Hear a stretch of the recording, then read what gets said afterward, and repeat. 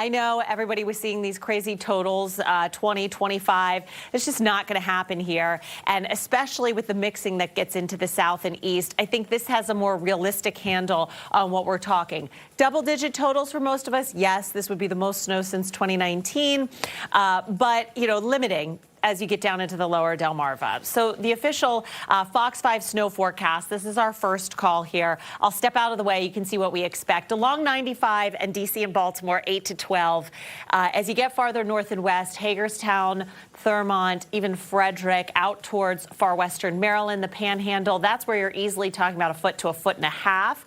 And then south and east of 95, you've got 4 to 8 for southern Maryland, 2 to 4 for the lower Delmarva. And the reason these totals are a little bit lower is because once that mixing begins Sunday afternoon, when you change to sleep, you really don't change back. I mean, you can, but it doesn't look like it will. And it doesn't really accumulate. It just kind of adds that icy, crusty coating to the snow. This storm will be most notable nationwide for the amount of real estate it's taking up. Just incredible impacts that stretch all the way from Albuquerque to Buffalo. And smack in the middle of half of our country is us here in D.C.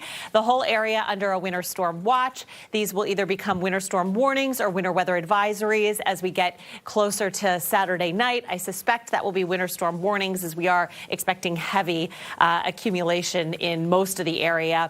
Blizzard, I've had people ask me about that. It's not really in play. For a blizzard, you need wind and you need consistently high wind and low visibility, but it just doesn't look like that sort of setup. The bitter cold next week is going to unfortunately allow the impacts from this storm to really linger. This won't be the most snow we've ever seen from a storm.